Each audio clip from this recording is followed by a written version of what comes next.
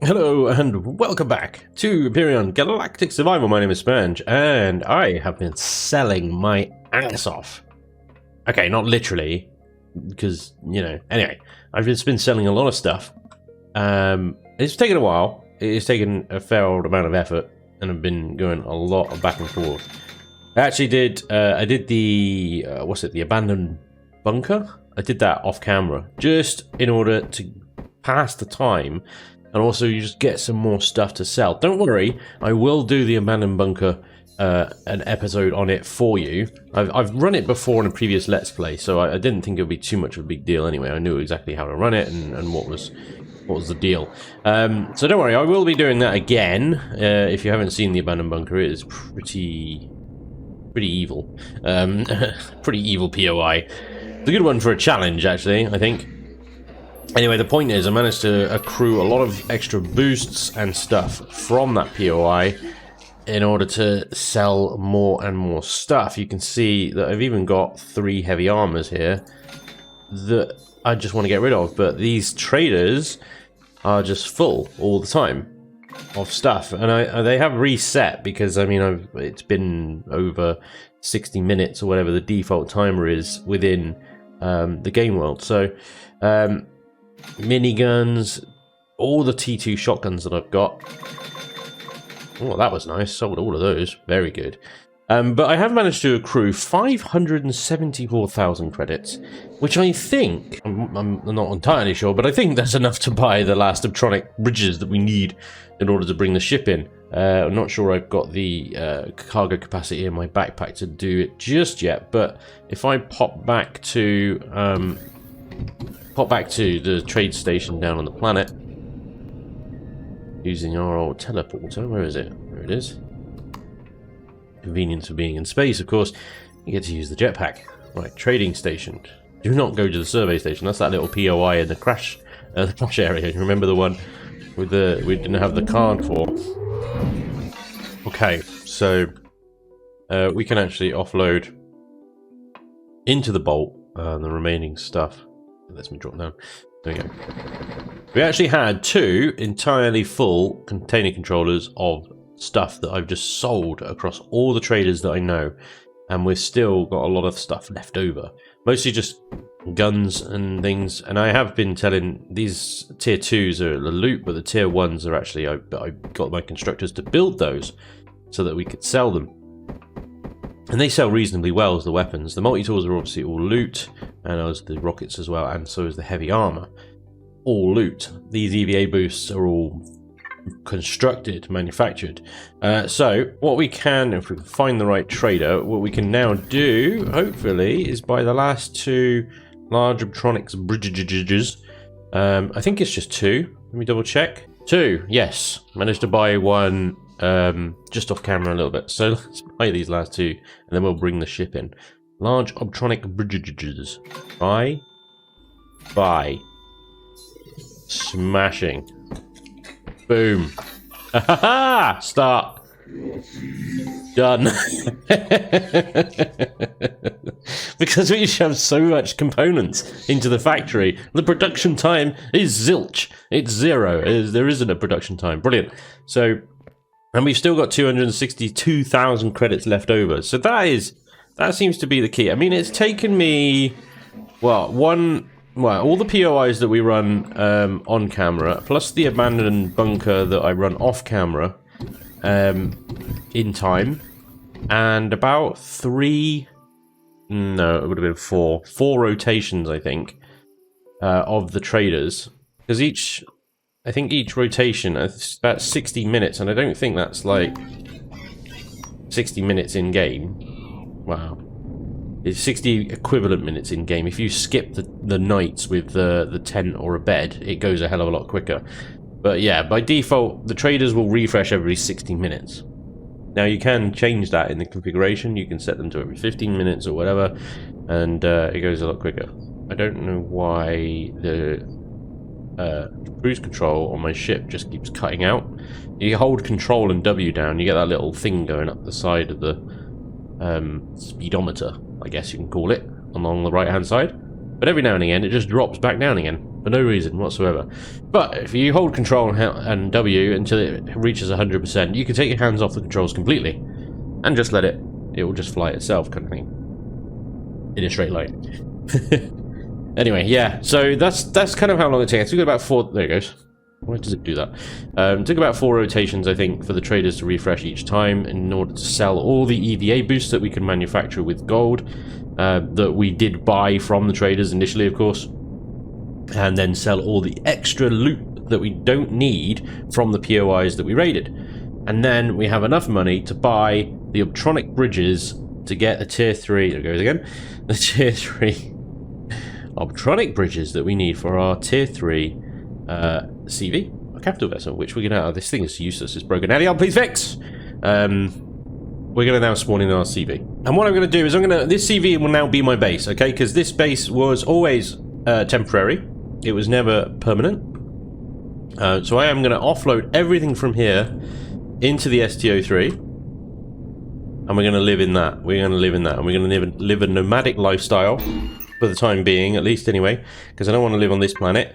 What I will do, I mean, we're going to reset in the next episode anyway because of phase 4, but I will sort of cheat my ass off to get us back to where we are as quickly as possible, and carry on the Let's Play. And I'll take you guys through that so that you can obviously do the same thing in your Let's Plays if you want to.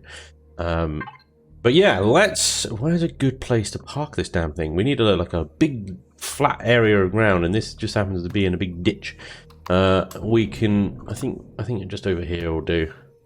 This is not a small boat. It is a small boat by comparison to a lot of other boats that are much bigger.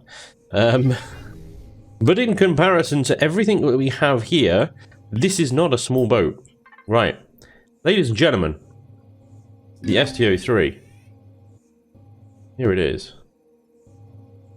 And I'm hoping this is the right one, and one with all the updated signal logic that I republished, and not the one with all the broken signal logic. If it is broken, then I'll just have to go through it and redo it. But there we go. There's our boat. There's our ship. It's beautiful. Yeah, there it is. Look. There's that signal logic. The STO3, ladies and gentlemen. Let me give you a quick tour before we power her up and start moving inventories over and ships and stuff. Obviously, this is the Hangar Bay, the main entrance, the only entrance really. Actually, this is around the back side, obviously. We've got a large constructor, I believe, which I can obviously easily swap out for an... Oh, it's advanced. Ignore me. That is an advanced bad boy right there. 2 small constructors tucked away over there. You can see the container controllers here. There are 2 of them. They each have 320,000. The original STO3 had 4 of these bastards until CPU came along. Then I had to strip it down to just 2. But never mind. If we go through the corridors here to the front, I missed a bit of texturing. God damn it. I'm going to blame symmetry mode on that one. We've got our medical chambers, our 2 9 plots, grow garden thingamajigs, the armor locker, which we now need to reorientate the correct way up because they've changed the model of it. And we got some passenger seats and food processor and stuff up here. Another armor locker and O2 station over there. Nice garden. Wi-Fi, room for a repair station up there, and I know just where to get one. And in here we have our little engineering section. The pentaxid tanks, high radiation, and our ammo box here with 40,000 capacity. There we go. Okay, so if we go back around here, then obviously we walked through a couple of elevator blocks, didn't we? These ones here. Oh, there's another one. Ah, there's a third. I have 3, I think. Hang on, let me check. I can't remember. I built it a while ago. Oh, do I have? Yeah, 3 and 1 ammo controller. Fine. Okay. If we go upstairs, we got a couple of fridges up here, and then if we turn left, we come into the bridge, which also doubles as a medical. It's the only place I could fit the med stuff. Anyway, we have got the captain's chair. We've also got a pilot seat at the front here. Reasonable views out the front. And at the back here, we've got our captain's quarters with nice views along the top, private bathroom, and views down into the hangar bay. There we go. That is the STO3. It should have everything we need for a while at least, to keep us going. It's definitely got the hangar space for the bolt and the earth mover, plus something else.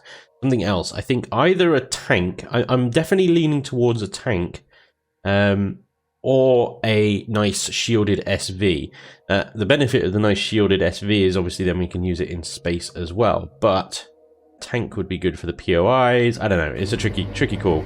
Anyway, behind door number 1 is shield generator. That is a T2 shield generator as well. Fuel tanks. The warp drive is through that glass. You can just about make it out through there. And through here is our gravity generator, and more fuel tanks and a bit of decorative piping because, you know, piping is awesome. And there we go. Ladies and gents, that is the STO3 internally. Externally, we've got 12 forward engines. These are configured to various signal logics. You can see some sentry guns tucked away there. We've got 4 cannon turrets on top. The original, I think, had 6, but we had to nerf it. We have a bunch of engines along the side. Again, I think a lot of this had to be nerfed down to small thrusters rather than medium ones. So it's a little bit more sluggish than the original and a little less armed. But frontally, yeah, we've got another 12 thrusters in the front, so we've got equal sort of reverse. Another 2 cannon turrets tucked underneath with triple side sentry guns and another cannon turret on the underside. Another 2 cannon turrets on the underside as well. So it is pretty well defended, you know, from sort of atmospheric, because these turrets will work in atmosphere as well as space. They obviously don't do a huge amount of damage because they're only the basic projectile ones. But, you know, as we progress and stuff like that, we will potentially upgrade her if we can. Let's see, CPU stats wise, she is at 1.24 million out of 1.5. So we can definitely upgrade her weaponry, maybe with a couple of missile turrets, if we want to. That'll give us a little bit more firepower, which might help us in space. We have the shielding. We have the nice big T2 shield. That could be useful. Right, am I in? I'm guessing I'm not in Wi-Fi range of... Nah, didn't think so. Okay. It would be good if I was in Wi-Fi range of the base, and then I could just literally ship stuff over, but I might need to go and bring some fuel over, and then go and park her right on top of the base. So, I'm in range of both from here, though. Excellent. We'll just do a relay shuffle. Let's have the STO3 on this side, because we want fuel from the listening post. And obviously our fuel in O2 is looking pretty tasty. 42 fusion cells. Bam!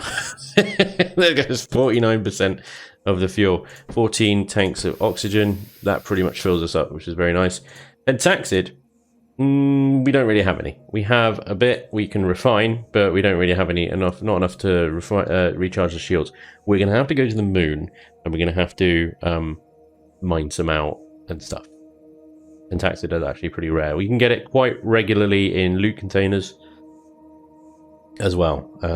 But yeah, we do need a good amount of the raw in order to charge the shields, but also go warpy warps. So yeah, we got to do that. Right, so fuel and oxygen is in place. The ship should now be powered on. Yeah, it seems to power on in its energy saving mode with only the two of the rear thrusters on either side powering up. Just seems like the old signal logic may be intact. I'm so glad. It's such a bad memory about what I've updated on what ships and stuff. I need to just go through and have a big old session, creative mode, figure out what it is that I've actually done and what it is I haven't done. Okay. Oh, gee, yeah. You start to see the size of this thing now, don't you? Let's just tuck you... Ooh, right, okay. Actually, let's bring you around the other side then. Well, there we go, ladies and gentlemen. We have a CV. Now we just have to... Jesus Christ. Yes, no, this thing is bloody massive, actually. Yeah, we're not fit anyway. Okay, we're going to have to fit it on a weird angle. It's fine. We'll make it work. So yeah, there's a couple of funky other signal logics linked to the landing pad. As they take off, you might notice that the sentry guns at the back disappear, and on the side, when we land, they pop out.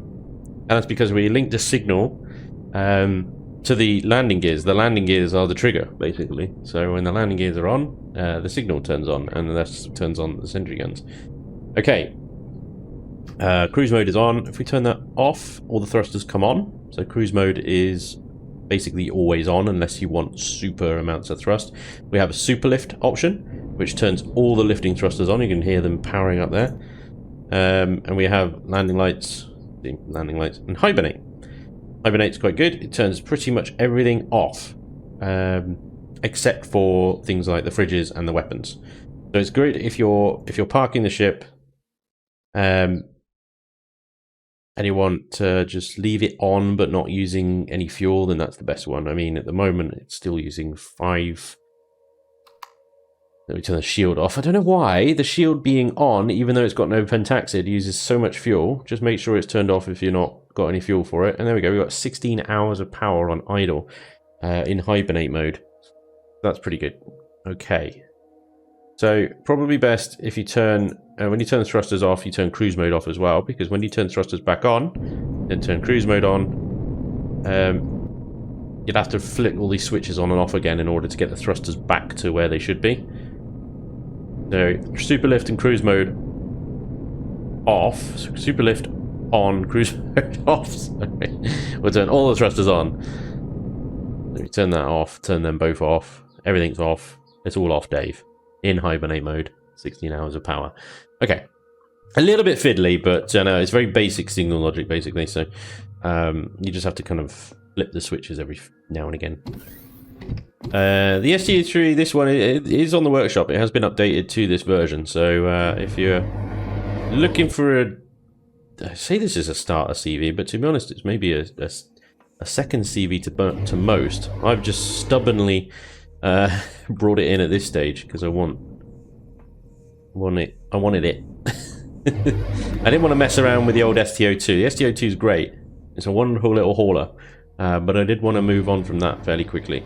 What I'm going to do is I'm just going to name some of these cargo boxes. So I'm going to name this one Con-In, or just input. I'll caps lock on input. There we go. We don't have all the boxes that we have, you know, in the base. So these are going to be fairly sort of generic, I suppose. We're going to have blocks and devices because I always have a ridiculous amount of blocks and devices, and they take up a huge amount of space. And then everything else is going to go in this other one, which is just going to be MISC, which will just be fuel, all the little boxes and stuff. I can add some basic cargo boxes around the place. No problem, actually. It shouldn't be an issue. Are we in range here? We've got to get a bit closer. The Wi-Fi signal range of this base does not extend very far. Well, that might be because it doesn't have a Wi-Fi, actually. You moron. Don't have a Wi-Fi on the base. Oh dear. Anyway, tricky. I don't think I do anyway. Nope. Got NPC spawn pad. No Wi-Fi. Okay. Let's grab a Wi-Fi in here, and then we can just move stuff so easily. Okay. There we go. So in here, we turn the oxygen on, and we can actually then breathe. We've also got a couple of fridges. Fridge 1 and fridge... Oh, they're just supposed to be called fridge 2, so let's put in fridge. Rather than just calling in the fridge input as well, I call it fridge output, because in F4, the drop down, if you called the fridge input and the container input, then you wouldn't know which one's which. Just have two that are called input and you wouldn't know which one's the fridge. So fridge in and then just regular input. So there we go. Nice and easy. We did listening post and then wablamo. Very nice. Blocks and devices. Shablamo. Very nice. Miscellaneous. Everything else, basically. Fuel and O2. Small arms. Cargo box 4s. I don't think we've got anything in them. Ammo box. Can go in the ammo box. We actually need to manufacture some 30mm rounds because we don't actually have any. Blocks and devices. Fridge into fridge in, but then I want to organize that a little bit better. So anything that can be eaten straight away, that is manufactured, goes in fridge out. Everything else stays in fridge in. Simples. Let's build some 30mm rounds and get this thing rocking and rolling. Can I do that with the small constructors, or do I need the big boy to do that one? It's 30mm rounds. I guess that needs to be done with the big boy. So constructor in, or just input and output to the ammo box. 30mm. Quite a few, please, good sir. Let's get you working on those, and some projectiles as well for the sentry guns. Cool. And I believe the turrets should already be configured. They sort of are, because I think the cannon turrets and the sentries will deal with predators. So they should clear the area around the ship for you, so you can go out without getting ambushed by nasties. There we go. So the other thing is that I need to just sort of disassemble this base a bit and take any useful stuff off of it, which will be like constructors and all the bits that we've added to it. Load these vehicles up, and then we are out of here. So multi-tools, think I can probably just connect to the blocks and devices box like that, and then just go straight in. Reload the multi-tool, of course, because, you know, anticlimactic and all that. Bing, bing, bing. Let's get some of these boxes. We're going to need... Well, we're not going to need them, but it would be good. Just take everything. Oh, let's extract fuel. Let's take all that out. Is that... That's listening post decompressing, because I've just taken all the fuel out. Generators. Ammo box. I guess the deco shower and stuff that I added in there. Yeah. The core extender. Is this going to take the whole thing? Please take the whole thing. Thank you. Yeah, CPU extender T2. Intact. Lovely. Upstairs. The fridge. Bed. I didn't extract the oxygen out of that damn tank, did I? That was silly. Oh, and the guns on the roof. And these might take a while, little while. And there we go. Ladies and gentlemen. This space has done its job.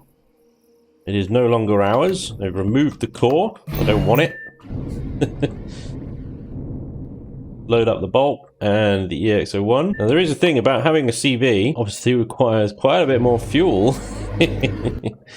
to run and operate. But the great thing is, if you're using it as a mobile base, you literally just park next to whatever it is you're mining. So what we'll do is we'll go and hit up all the Promethean deposits straight away, so that we can actually manufacture whatever fuel we need to. I do need... I'm stuck on the ground here, there we go.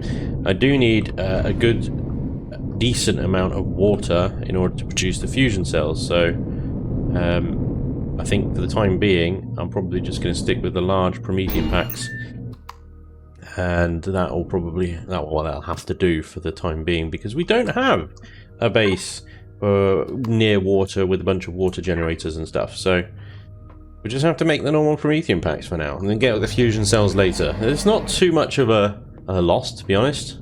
You could get a little bit more energy, obviously, out of the fusion cells, but the cost that it... Oh, crap. Well, we're in the morning now. Lovely.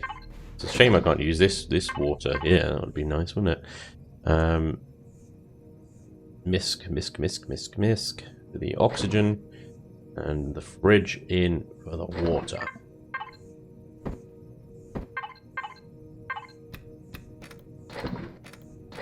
There we go. We now have a lot of ammo for those guns, which is good. 2,000 rounds on the old projectile seems a bit low. Maybe do another few. Another few, right. Let's get upstairs. Let's get this thing off the ground and off this jaunty angle. We don't need this location anymore. We don't need that marker of listening post anymore. We can remove that. We don't even need the large wreckage anymore. There are a few bits over there, but What we need is those Promethean deposits over there. Seeing if there are any more. There's one here near this abandoned bunker, which is probably one we're going to do. Let's get the Promethean first, and then from the Polaris sectors, and then we'll head up to the moon, and we'll see if we can get some pentaxid and load the shields up and get the shields working. And then it might be a case that we can just use the shields to tank these things while the cannon turrets go to work, and we can take this entire area off the Zirax and all the loot with it. There's 2 more Promethean deposits over in this Polaris area as well, so actually we should do pretty well. But yeah, let's take her out of hibernate. So hibernate, cruise mode on. Oh, I gotta do cruise mode on. There we go, that's what we wanted. Super lift on and off as well. Don't need that much lifting thrust just yet. Oh yeah, ladies and gents. We're cooking on gas now! Hell yeah! What I'm talking about. I guess magnificent beast. This flying box. The box with the weird armoured kind of shutter things at the front of the thrusters. I don't know, it's a bit of a weird looking ship. I know the STO3 is a weird looking ship, but that's kind of why I like it, actually.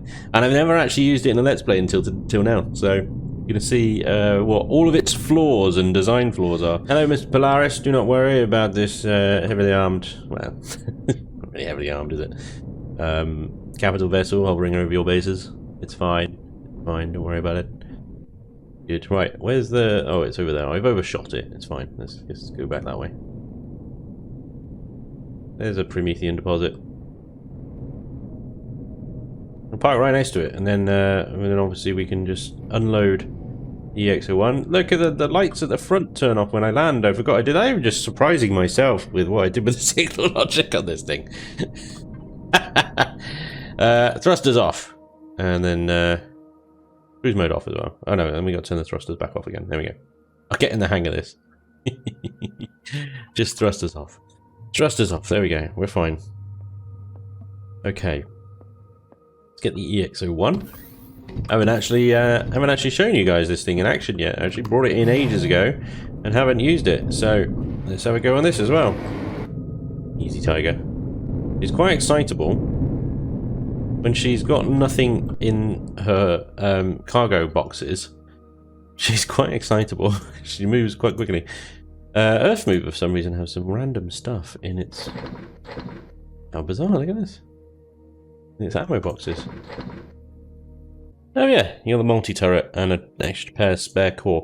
Oh yes, because I remember I used this thing to salvage all those POIs, didn't I? Right, anyway. Moving on. So, Earth Mover has 2 modes. Actually, it's currently broken on the workshop, but I fixed it in this game. And I just need to re-upload the version. But it will have 2 modes. It has cruise mode and drill mode. Drill mode turns on some central hover engines in the middle of the vessel, plus also deploys the drills. Cruise mode switches on the outer hover engines on the outer edges. With the hover engines in the middle, in drill mode, turn off cruise mode, and you get much more fidelity around the roll and pitch and yaw of the hover vessel. But that's not something we want unless we're actually drilling into the ground. While we're just cruising over the ground, like from A to B, we don't want those middle hover engines, we want stability. So that's where cruise mode comes in and turns off those middle hover engines in favour for ones on the outer edges. Now, if we had those ones on the outer edges on while we were drilling, we wouldn't have the same amount of flexibility over the pitch and yaw and stuff like that. So it makes it a little bit more difficult to drill underground if we had those on. With just the drill mode ones on, this thing is actually pretty controllable. And again, there's a link down to my workshop page in the video description down below. This and many other builds are available for your convenience if you want them. Of course, with the STO3 right here, once we're done, we can literally ship that Promethean straight in there. No messing, and then move on to the next one. Fuck's sake. Elion, please! freaking fix. I don't want the earth mover. I just want the long. No, because I'm moving. And the last thing that I had open was the earth mover's cargo, because obviously loading Promethean into the logistics thing. Because I'm moving, I can't open logistics because one of the items it's trying to connect to is docked to the ship. And due to some laggy crappiness, I think because I'm moving at 100 meters per second, I keep going out of range of the item that I'm trying to access via F4, and so it just closes the menu. Brilliant. Absolutely brilliant. I just can't even bring myself to say it anymore. It's just, I want to access the F4 thing while I'm traversing space. But no, what I'll have to do is bring the entire ship to a halt. All the way to absolute halt. And now I can access it and change it to me instead of the goddamn ship. I mean, why? Oh, I'm sure there's a perfectly reasonable technical explanation as to why that is so horrifically broken. But then, as we all know, logistics has always been horrifically broken. Elion, please fix. For the love of all things, bloody fix!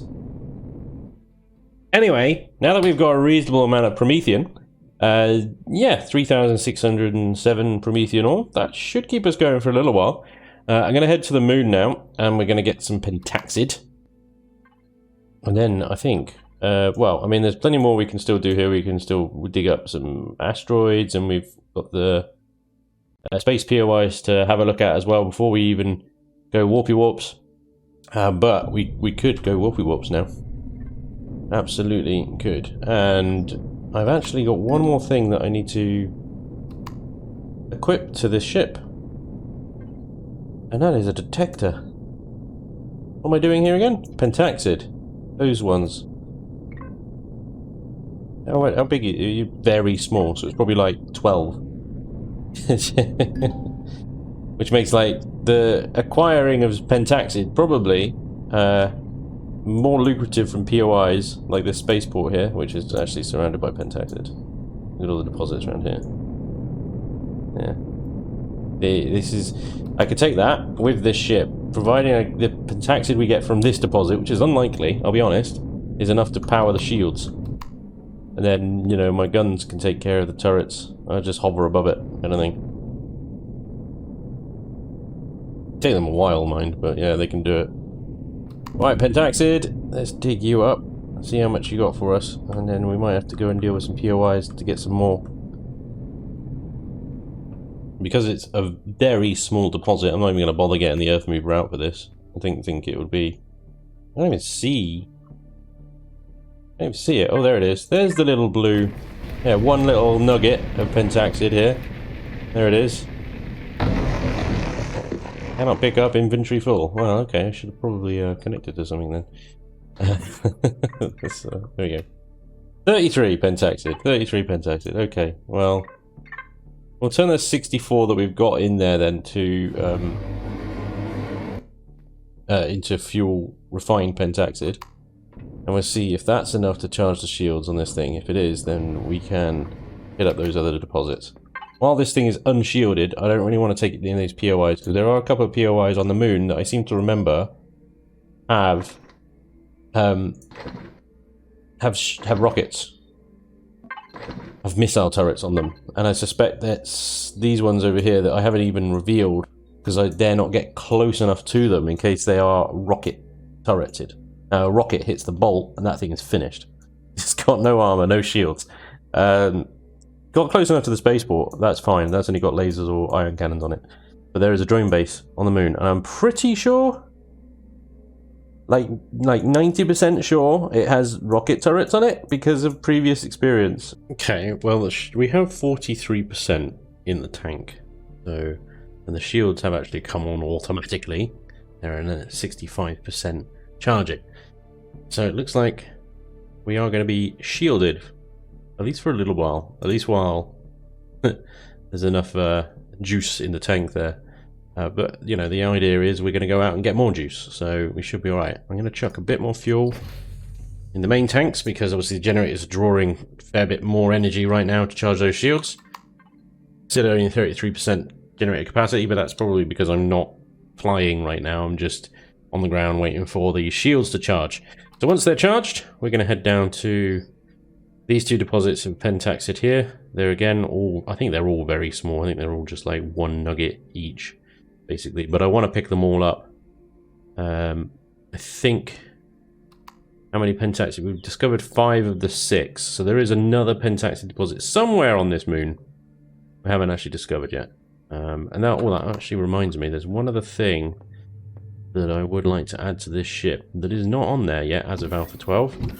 And that, my friends, is a detector. Which I think I need to unlock. Yes, I do. But I do have the materials for it. Once I've unlocked it, is that? I assume that's going to be under CV and not something like MISC. There it is.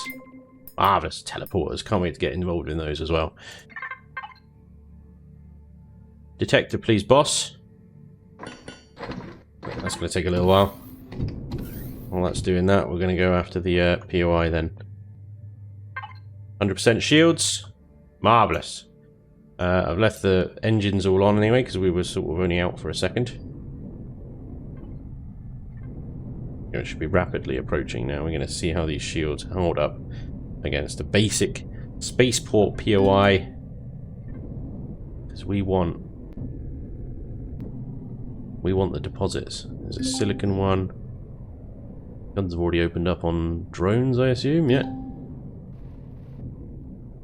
Go on, lads.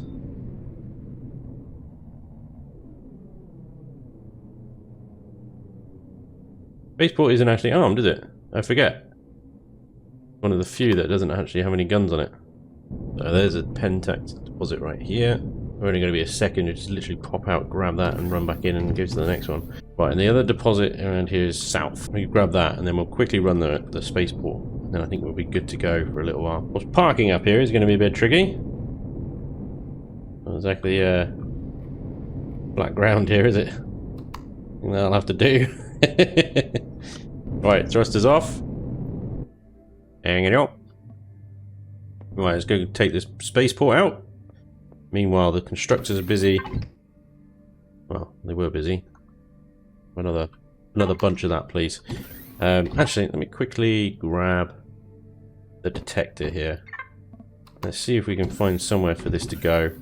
I never really took it into consideration previously, so I haven't really got a place for it to go. Tell you what, I might just put it out of the way. I might just... Oh yeah. You need to turn shields off in order to do any of this, so let's just turn shields off. There we go. Yeah, I might just stick it there for now. Not a particularly inventive place to put it, but it'll work. Right. Epic shotty. On standby. Oh, hello, boys. You guys are out waiting for me, aren't you? I mean, you can shoot back all you want, but I've got my shields up, so deal with it.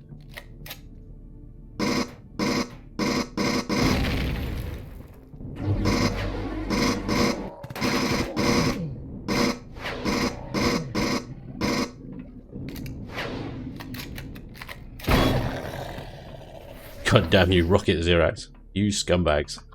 Had to dodge that. Good. Again, good job the shields are up, because I'm pretty sure a couple of those missiles just went straight past me and straight into the SDH3 there. Okay then. We were shooting before he even appeared. Son of a bean. Yeah, guess I'll reload this then. And shoot that motion sensor off the wall. No more turret for you, sir. Oh, someone's getting nailed.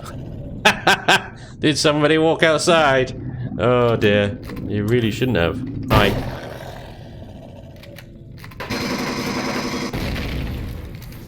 Cheers. Right.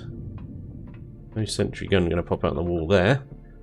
Now we do have, from what I remember, a fair old amount of Xeraxiad scum in the lower half of this area. Of course,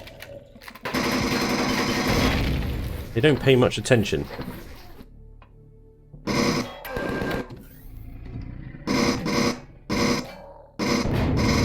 Whoops.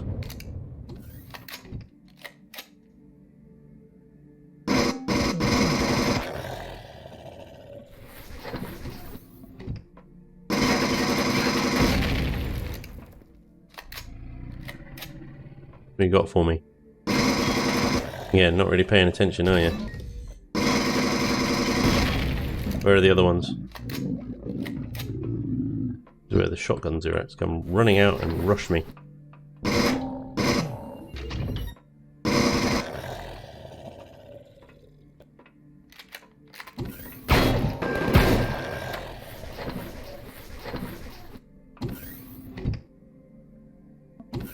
There are more Xerax around. I know it.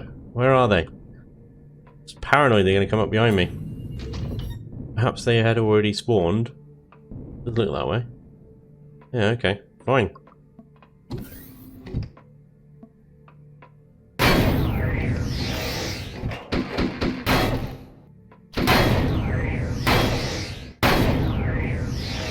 Nasty little robots.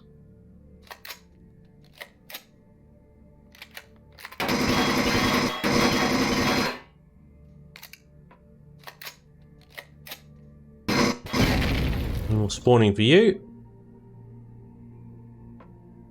These sentry guns? Does not look like it. Okay then.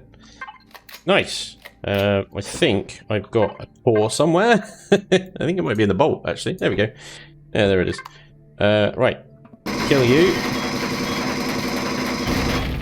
Marvellous. Marvellous. Marvellous. Very good. Okay, well, there we go. I'm going to loot the crap out of this place, just as I have done with all the other ones, the previous candidates. Never mind. Good effort, boys. Good effort. You tried hard, you tried your best, but ultimately, you're no match for Spanj with an epic shotty, a CV parked outside.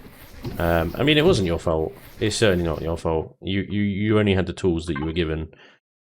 And they're just not adequate, really. It's not good enough. And really, you should blame your superiors, not me. Because honestly, I think it was your superiors that got you killed this time. Definitely not me. It was a little bit me. But anyway, ladies and gentlemen, thank you very much for watching. That is going to be all for today. Next episode, depending on whether Phase 4 has come out or not, next episode will be Thursday, and it will either be us starting from scratch-ish and going through the drama of sort of bringing across all the stuff from previous save game to a new one, or it'll be just a continuation on this version 12.3 until Phase 4 has landed. But yes, that is all for today. Thank you so much for watching. I hope you enjoyed, and hopefully I'll see you next time. Until then, take care. Bye-bye.